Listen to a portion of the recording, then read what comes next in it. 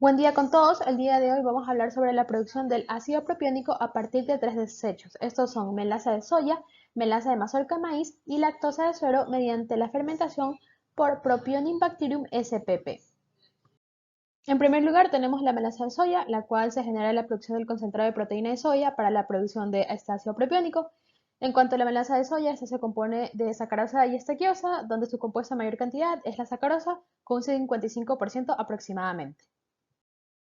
Yang y colaboradores demostraron que Propionibacterium spp podía fermentar la melaza de soya, es decir, una fuente de carbono barata, para la obtención del ácido propiónico. La fermentación se llevó a cabo a un pH de 6.5 y a una temperatura de 32 grados Celsius. Dentro de la investigación también dieron a conocer el rendimiento del ácido propiónico, el cual fue de 0,39 gramos de producto sobre gramos de sustrato. Luego se realizó la conversión a semol, obteniendo un valor final de 0,45 semol del producto sobre semol del sustrato. En cuanto al rendimiento de la biomasa, se obtuvieron valores de un estudio donde indicaba la concentración inicial y final de la biomasa, así como el consumo de la fuente de carbono, es decir, de la sacarosa.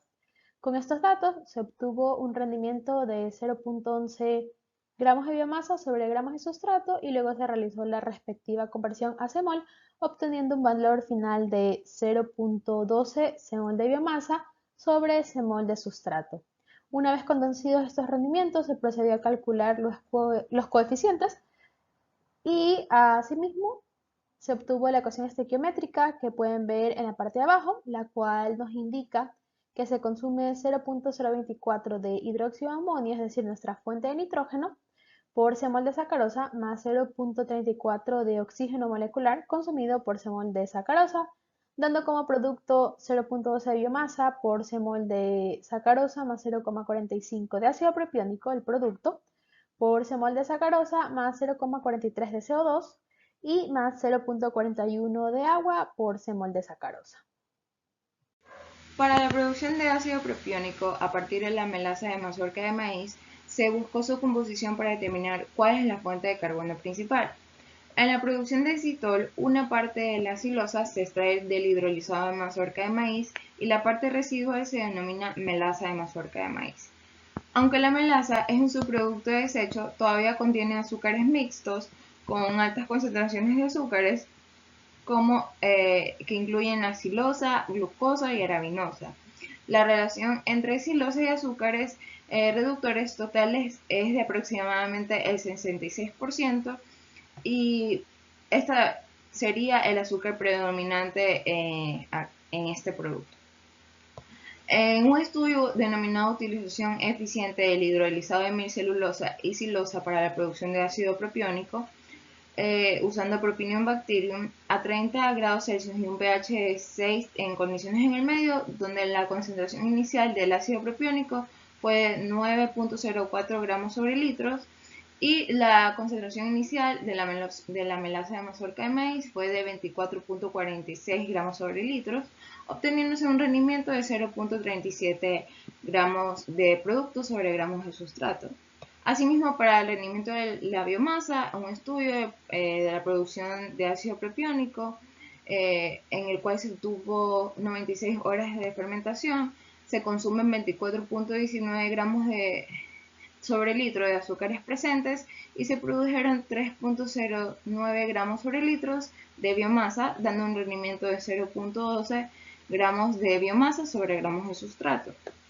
Una vez planteados estos valores del rendimiento, se los calcularon en semol, dando 0,45 semol de producto sobre semol de sustrato y 0,14 semol de biomasa sobre semol de sustrato. Se planteó la ecuación estequiométrica en semol y se procedió a calcular los coeficientes y una vez determinados estos, se indica que se consumen 0,014 moles de hidróxido de amonio más 0,31 moles de oxígeno molecular consumidos por C-mol de fuente de carbono. Esto se produce 0,14 moles de biomasa más 0,45 moles de ácido propiónico más 0,41 moles de CO2 más 0,45 moles de agua por C-mol de fuente de carbono. La lactosa de suero o lactosuero es uno de los subproductos más desperdiciados en la industria láctea, ya que se estima que el 90% del total de leche usada para la elaboración de quesos se desecha como lactosa de suero. Esta se encuentra en estado líquido y se obtiene a partir de la precipitación de la caseína. Está compuesto en mayor cantidad por lactosa, luego por proteínas y lípidos, por lo que la lactosa fue seleccionada como fuente de carbono para el proyecto. Para nuestro proyecto nos basamos en un estudio realizado por Guayabal y Corre sobre la fermentación del ácido propiónico, en el cual se utilizó lactosuero como única fuente de carbono y amonio como fuente de nitrógeno. Inicialmente se realizó en modo batch y luego en modo continuo.